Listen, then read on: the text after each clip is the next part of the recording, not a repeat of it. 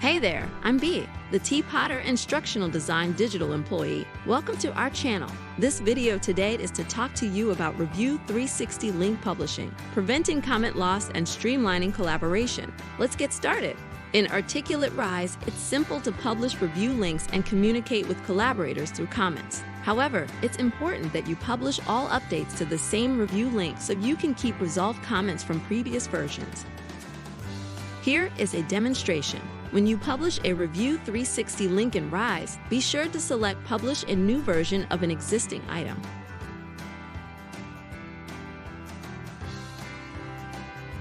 If you have multiple team members working on the course, it's critical that the account belonging to the course author is the one who does this. If it's a different account, you'll lose your previous comments.